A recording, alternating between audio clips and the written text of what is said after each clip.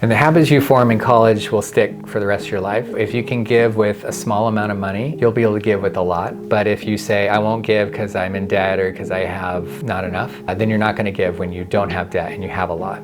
This gives us a special responsibility as a Christian that I never thought before with our money and how we use it. Dr. Enete holds a Ph.D. in personal financial planning from Kansas State University, a Master of Science in mathematical finance from University of North Carolina, and a Bachelor of Science in business administration from University of Southern California. Before coming to Biola, he spent more than a decade working in institutional finance. At Biola, he teaches courses in investments, retirement planning, business finance, and financial planning. He also researches how Christian faith shapes the way we think about money, generosity, and long-term stewardship. His books and researches, such as Whole Heart Finances, explores how financial decisions are never just technical, but deeply connected to joy, worship, and the kind of life we are becoming. His research also looks at biblically responsible investing, the theology of financial planning, and the tension many Christians feel between sacrificial giving and wise saving. So money is the top anxiety of Americans and of college students. It's the second reason college students have anxiety and the second reason they leave college.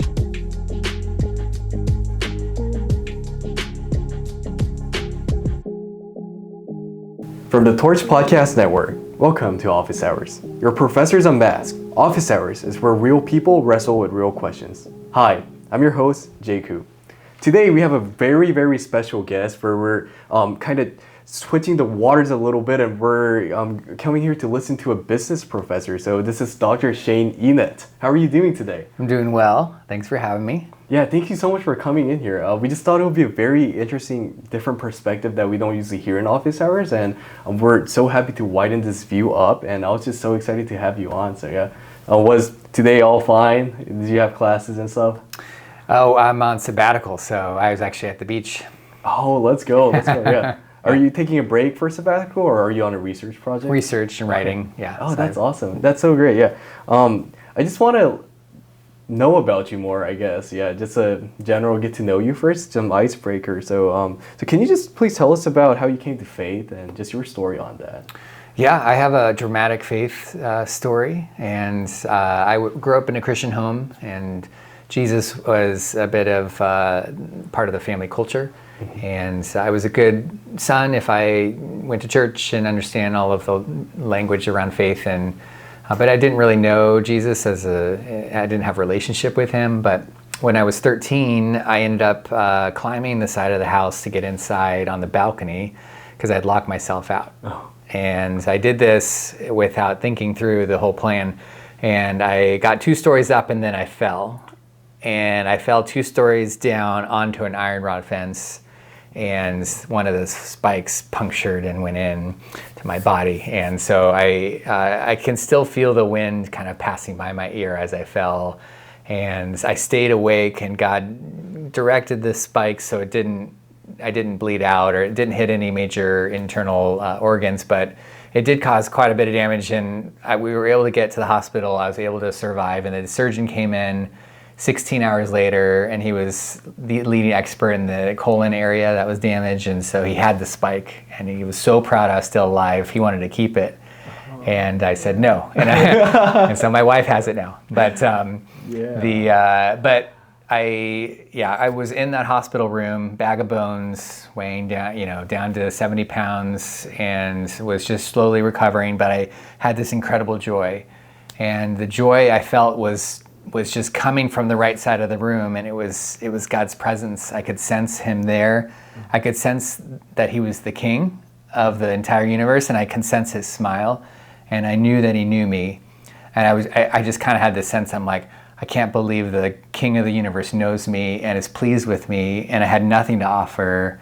And so that was a taste of heaven, taste of God's love, and it's like nothing's compared since. And so that launched me in junior high with a passionate faith to follow Jesus, to know about him, to love him, to just understand that there wasn't a pursuit on this earth that compared to pursuing his love. Yeah, wow, that's probably a record up there on the most awe-striking stories that we ever heard here. After that hill you climbed, how did your academic journey began, and like, yeah, tell us a little bit about your academic background and your journey to becoming a professor. Yeah, no, it began at, my academic began earlier than most. It was 15 when my uncle, he slid a book over to me, and it was a book on investing. And he could tell that I liked money, I liked saving, and so he gave me this book, and it was called How to Invest 50 to 5,000. It was this classic, it's been revised many times, and being given a book like that, looking at the title, it awakened all of this curiosity.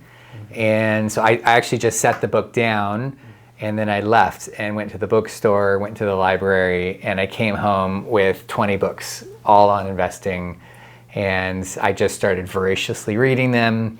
There was no internet, so you couldn't like look things up. And so I was just reading, and I just couldn't believe I could learn about this all on my own. And so then I started going to investing seminars, which was the only way to really learn, was to go to these community events. And they noticed me after a couple events, and they said, you're learning this process really well, this investing process. How about you teach it to the teenagers that the parents are going to bring? And so I said, okay. So I started teaching teen investing seminars in high school, and everyone had like an investor club back then, because this is the mid 90s, and so everything went up, very similar to kind of our current stock market. And so I taught like our teachers, my high school teachers, they had investment club, and just kind of like, so I learned pretty early on that I loved investing and I loved teaching it. And so that kind of launched me towards going to USC for finance, working in investments. But I also thought, I don't really care about making money. I just love the process of learning and growing and teaching. And so, but I was like, I don't want to teach an applied subject without applying it in the real world. So my kind of master plan was, let me do 10 years of industry work and then go into academia after that. Oh. And by God's grace, I did 10 years and was able to go and launch into academia after the 10 years working. And but I challenged it at USC. I was like, well, that seems too tidy, to just do it this way. And I was worried about like doing an easier path. And I wanted my faith to be vibrant. And so I worked in the inner city all 4 years at USC, and I chose USC partly because it was in the inner city. And so my other career direction was to work full-time in the inner city, as a minister. And so I was in Skid Row, and I was in South Central, and I spent a lot of time there. And it was so interesting because I was just trying to decide which path do I go. One seemed like the spiritual path, the other seemed like the pagan path, finance, pagan, inner city, spiritual. And God gave me some great clarity. I had been working in the inner city all summer, my sophomore year. And I also interned in financial firms throughout my time at USC. So I was doing both. And I was on a bus, the F line that goes through the financial district in downtown LA, and we just spent the day in Skid Row, and I think that day I'd been scrubbing buses and doing kind of cleaning work, and I ended up, the bus stopped, and I looked, and there was this man. He was kind of in his mid-20s, dressed up, he's in his day, and he had like a attaché, and I don't know, he was clearly a finance guy, and when I saw him, my heart just kind of leapt, and it was kind of this vision of my future self, and it was also a feeling of my first love.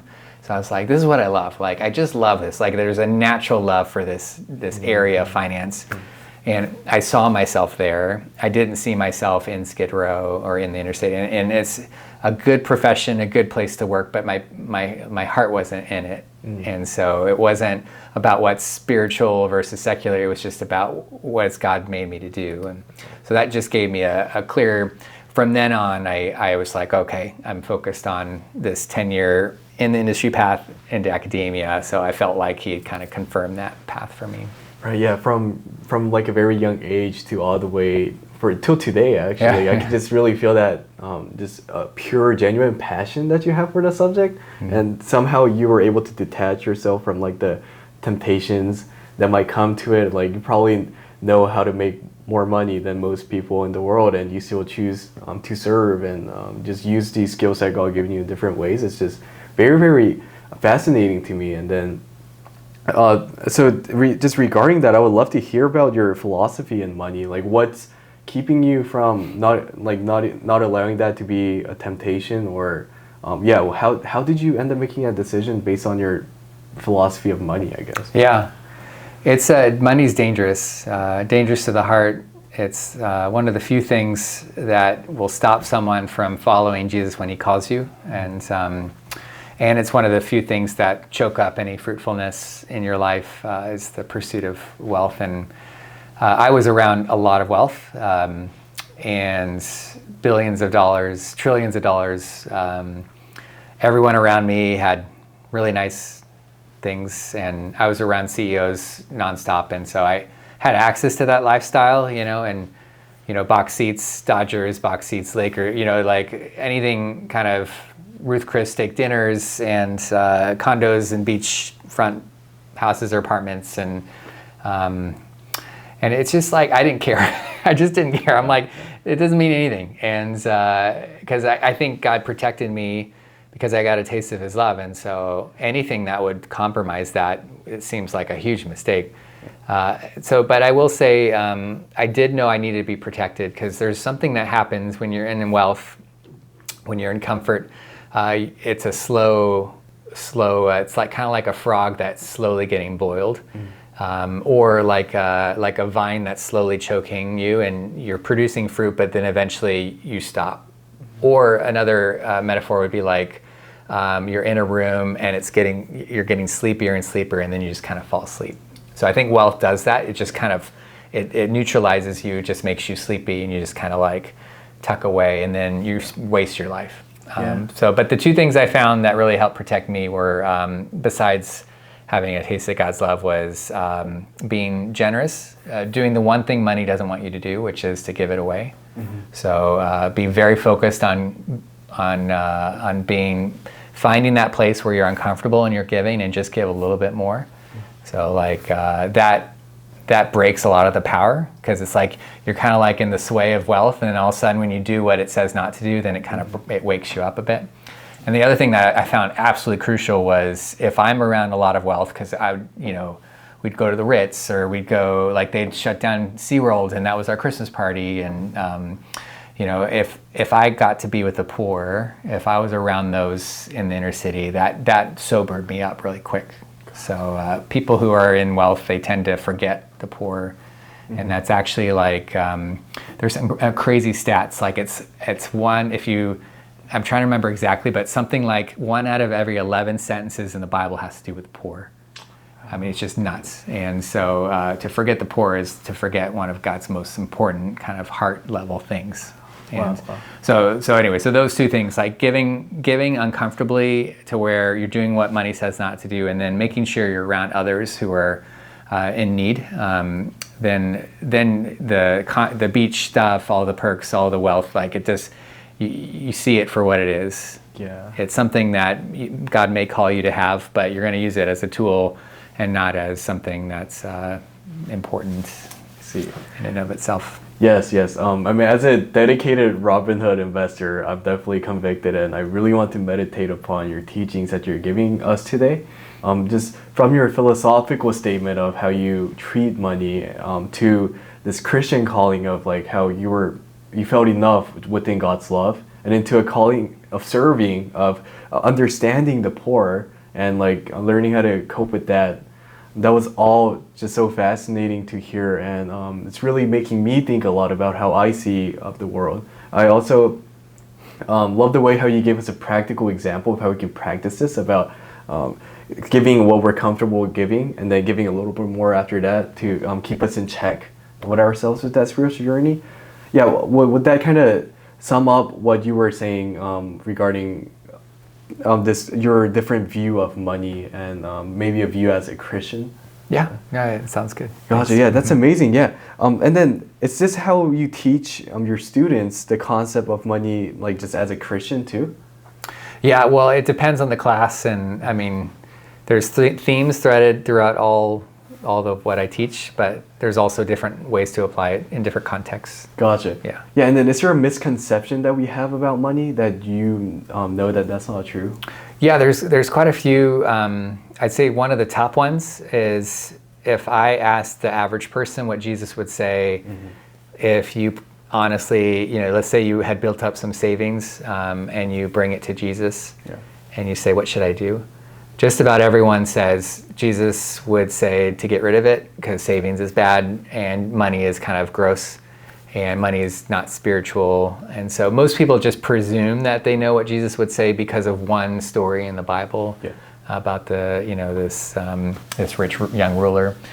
And so there's a misconception that money itself is actually morally bad because money is dangerous. And those two things are actually different. But when you look at the heart, it's the love of money that's really dangerous. But the more money you get, the more likely you'll love money. So we just have to understand that money is going to kind of seek your affections. And so if you maintain affections for the Lord, then the money itself loses its power. But so not to kind of look at money and people often in today's culture equate poverty with spirituality. So like if you can get rid of your money, it's a lever to pull to become more spiritual, or vice versa. If you acquire money, that's a lever that has made you less spiritual.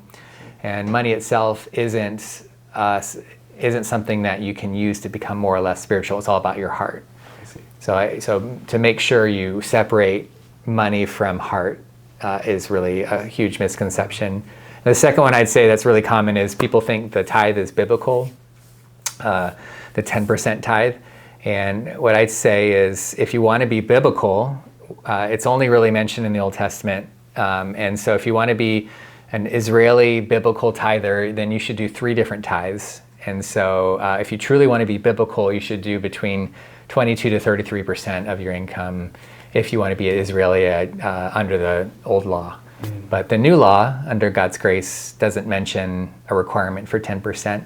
But I will say it's a nice training wheels. We've been given grace to such an extent, and we've been given the riches of Christ's generosity that for us, it just is who we are to be generous. So 10% is a good starting point, and then even more, as Paul says in 2 Corinthians, giving, if you excel in it, it just benefits you because it's who you are, and it's one of the greatest ways of experiencing the gospel. Wow, that's powerful. Yeah, that definitely clears up a lot of fog that I had with money within like the biblical context too. And it's just really interesting to listen to this different perspective that not any other financial advisors or maybe even business finance professors would give to you. And I think it's a very special time that something that you can give to us, and just want to say I really appreciate that. Yeah, so it really clearly seems like you realize that finance is not just about numbers. It seems like you also have values and worldviews in it. Please tell us what those might be if you do. Yeah, it's a huge mistake to think the management of money is just science and just doesn't have a moral aspect to it. Finance, so if I were to define finance, it's kind of where money goes and the science behind how to allocate cash. And so when someone has an idea, that idea needs to be financed. The idea requires capital, usually requires some sort of equipment or people or personnel or training, and all of that needs money. So finance says which idea should get financed. So like which good idea would result in enough return to sustain, the endeavor. And so what happens when you create products and services, you're actually creating culture. And so you, as a financier, you can actually direct money in such a way that you direct culture. You can actually help create the kind of culture you want. And that's exactly the Cretan mandate that we're given, was this idea of go and work and watch over the lands, create a culture that's in the image of God as a vice regent of his love. And so as a finance person, there's zero chance that it's not, that you're acting not, there's, let me put it differently. So all of it's moral. There's no non-moral way of doing finance. And so so your worldview will inform how that money gets directed. And so you really want to try and understand how that money is shaping culture. And so if you just have this view of quick dollar exploitation just so that you can feel safe because your worldview doesn't include God in it, or God's kind of asleep or not involved, then that's going to create a crummy culture. And if your view is that you want to steward the resources so that needs are met and people are resourced and love is shown through our creative process, then yeah, that's a moral choice how money goes to different places. Gotcha. So creating culture to cultivate this moral calling that we have to implement it in the world. I'm almost there. That sounds so powerful and interesting. Just to get me right into that step, would you mind sharing like a story or an example that you had where that was shown practically? And I would really appreciate that. So in South Africa, there's a neat company that's looked at all of the waste, and it was like, you have these big piles of dumps where they put all the waste, and they're just like, I think we could figure out a waste system that doesn't involve increasing the piles. And South Africa has less land than other countries. And they have the ocean kind of like blocking things, and same with Korea. And so like human ingenuity and how God's made us is we solve problems that are going to benefit the land and the people. And, we're meant to steward.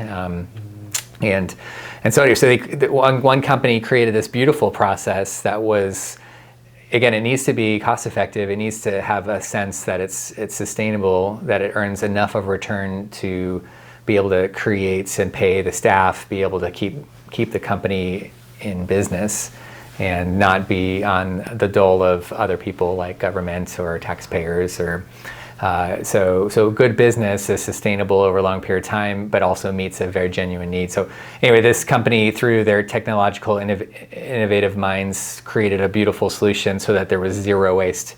And so they were able to create a process that made it so even as industry moved along, they were able to reclaim everything so that there's not anything being added.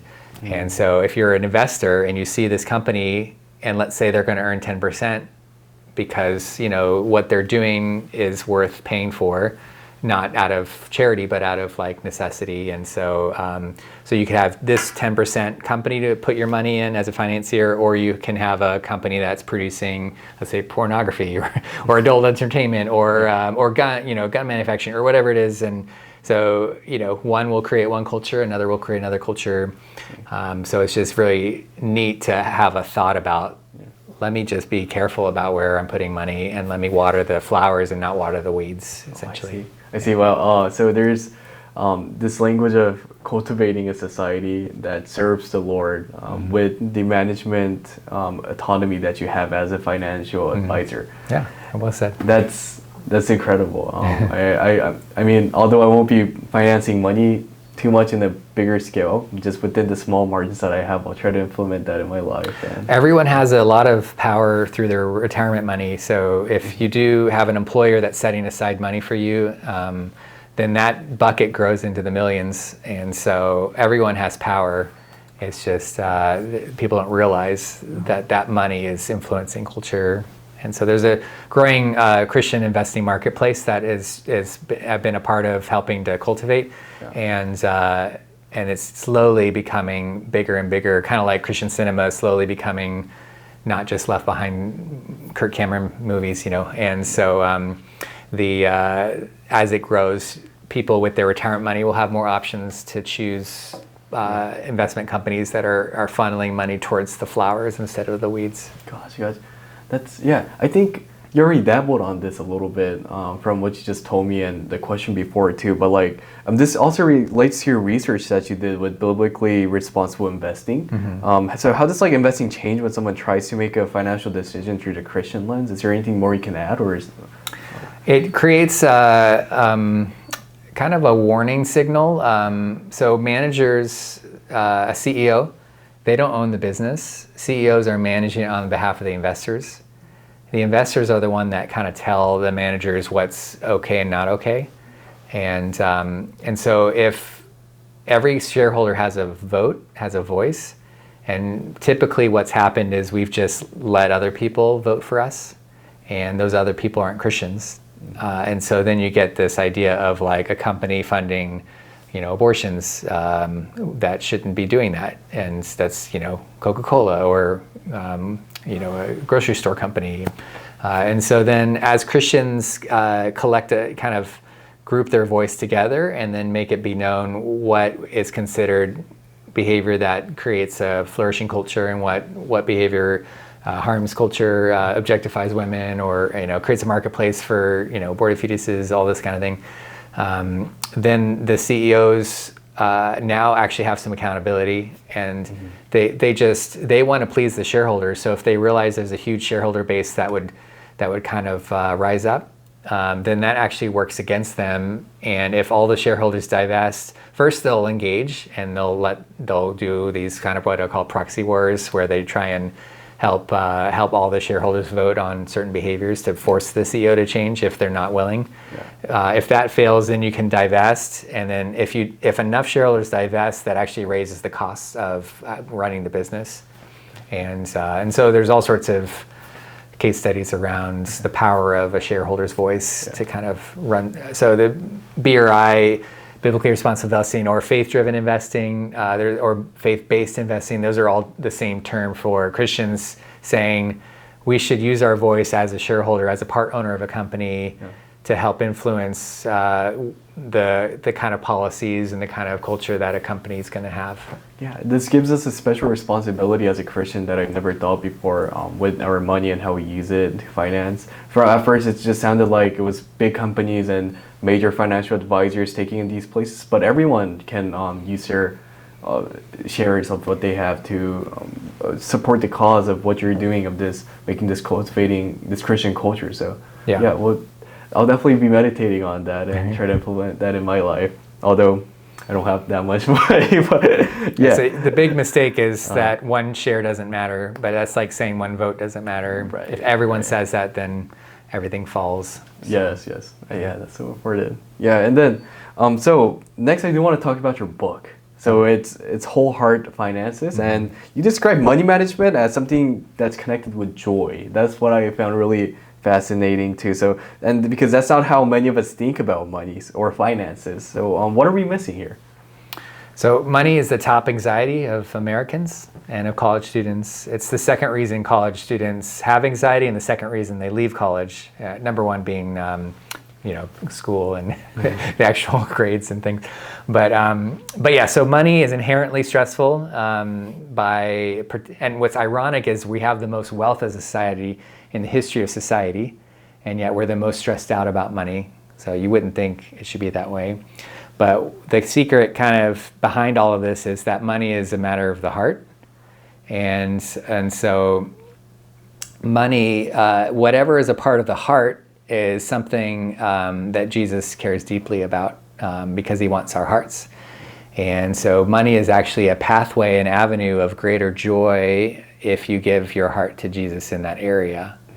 So if you imagine being married, let's say you get married and you tell your bride or your new spouse, we can talk about anything, but for the rest of our lives, we can't talk about money. That would fracture the relationship. So that's a fractured heart. That you could get along, you could be fine-ish, it would just be not a whole union between the two. And so imagine if they decided to join and talk about money and get through it, and then all of a sudden the marriage would be elevated and the intimacy would grow. And so in the same way, because we care so much about money, bringing that to Jesus and having that part of yourself be right at his feet, surrendered, and also be a natural part of your conversation with him, is going to create a definite type of financial joy, because you're going to see how you don't have to bear full financial responsibility. You're going to see all of the promises to provide, to protect, that he's a father that cares, that he's a business owner that's generous, that he's just all these things. And so tapping into that creates the joy, and then it also lessens the financial anxiety. I see. So it's there's a connection. There's a relationship with God, or whether if it's, you know, you can apply it to your spouse, as you were giving that example. There's this relationship aspect that you can build in this that will create greater joy. And sometimes if you don't do this, it also hinders that connection and joy in it. So, right, this is a very new perspective that I'll try to keep in mind of. Thank you for that. Yeah. So also, yeah. So speaking of anxiety and stuff, and I think this was kind of like what you've been speaking of for the past things. But I did have a question about because we're students, we're in college, we're in debt, we don't have money. As a philosophy major, CMA major, we sometimes don't have a guaranteed future. So there's anxiety in here. So is there anything you could say? I mean, if it's the same thing, that's okay too. But for people who feels financially overwhelmed, just as students or just the general public even. Yeah. Yeah, no, I'd say to be overwhelmed is to mean that you're bearing full financial responsibility. So I'd say a first step is to look. I'd say a neat thing to do is to catalog the Bible's promises around money, around provision, to kind of look at what the Bible says about money. That could be a neat exercise. There's a neat book called the Stewardship Bible, and there's 2,200 verses on money in the Bible, second most discussed topic. And the Stewardship Bible highlights all 2,200 verses in green. And so if you just did a survey yourself, then you're going to see a theme. You're going to see probably a few different themes. And I think the comfort of God and how he promises to help would create some hopefully would help you a bit in the anxiety. The second thing I think that's important, I feel, so money is a weight on my shoulders, and it gets heavier and heavier and heavier, and the only way I can release it is by giving it. So it's a natural anecdote, and it's God's anecdote. So, you know, for God so loved the world, he gave, and it's in his nature. And so you break the power of money. You're just not going to care about it as much. You want to learn and grow in your stewardship skills, but you also don't want to bear everything because it's too much to bear. And so when you give it, you actually lessen the weight of it. And it's a weird math. So there's kingdom math involved, where the more you give, the more you have. And it's scriptural. It's like this idea of sowing and reaping. The more you sow, the more you reap. And so it's just, for those that give, they enter into a state of surplus, where an open hand can keep receiving, whereas a closed hand can receive no more. So you actually want to enter into that place where you see that God is has so much stuff, and he's just bountiful, and he always will be, and you want to be under him in that, versus the scarcity mindset where everything's up to you. Money is very, very scarce. I have to cling to whatever I have. But if you give, you all of a sudden you transition from scarcity, closed fist, to more of the abundant mindset, and you start to see God for who he is. And a good father knows how to take care of kids. And so you move from that sense of being alone to being with God. Yeah. So I'd say that's kind of my, where I'd go first. Awesome. Yeah, it reminds me of the teaching that Jesus gave of the riches. It's harder it's like putting a camel through a needle hole for the rich to go to heaven. And it has a lot of themes of if you have more, it's like it's harder to give up. And if you have less, then it's easier to just let it go. And, you know, we always hear this, like as if your mom nags you every day. I'm like, oh yeah, just give and be content, because that's how you get in. But then we never actually got a deep diagnosis, philosophically, of what that truly means. And I think you did that for us, and it's helping us forming an identity on how we should think about this, and practically why it's important to give, than just reading another Proverbs or another adult mentor just telling you to do that. So and the habits you form in college will stick for the rest of your life. And so if you can give with a small amount of money, you'll be able to give with a lot. But if you say, I won't give because I'm in debt or because I have not enough, then you're not going to give when you don't have debt and you have a lot. And if you do, it'll be a miserly kind of giving, a begrudging kind of giving. So you actually can cultivate the kind of person you want to be now. And giving's a muscle. If you don't use it, it atrophies. So it's like drinking water. The more water you drink, the more water you drink. And in the same way, the more you give, the more you give. And vice versa, the less water you drink, the less water you'll drink. And in college, I stopped drinking water for some reason. And every month that I didn't drink water and just did Gatorade or soda, the less I wanted water. And then it crashes. Yeah. And versus if I started drinking water, then the next month I wanted more, then water is the only thing I wanted. And same with giving. So if you give a little, you're going to want to give more, and you're going to want to give more and more and more, and then it builds on itself. But if you don't give, the next month you're going to want to give less. And if you go too long without giving, then it's going to be a huge kind of obstacle to start up. Yeah. Yeah, so it's like about making a habit into this, and a habit in a specific direction that dominoes into serving more and more, whereas we often do the opposite. Yeah, I mean, the next question was actually like, do you have any financial habits that you can advise to college students to build before they're graduating? I feel like you just did. Well, I think giving is one of those, it's who we are in Christ. And so it just benefits us we experience the gospel. But I will say, you always want to pair giving with planning. It's much better to plan your giving than to just give. Because you want to actually be mindful of, when you plan, you get to do more of what you want to do. Planning allows you to do more of what you want to do. So if you just haphazardly give, then you're going to be more, you're going to kind of succumb to your circumstances. But if you create a plan and you want to do more running, then you're going to run more. If you create a plan you want to do more giving, you're going to give more. And so a plan is, in my mind, using a budget app. So planning, it's the best habit you can do in college, and what I always teach is just get on a budget app and start tracking your daily expenses. Yeah. Just spend a couple minutes a day, pair it with some activity you're already doing. Could be coffee, could be,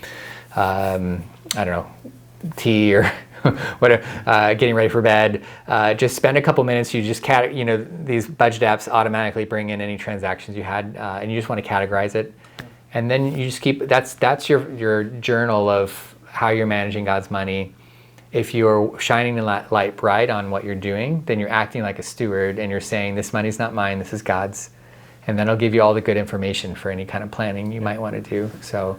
You just want to act like a steward. And the basic premise of a steward of someone else's money, because everything is God's, is that they just keep track of what they're doing.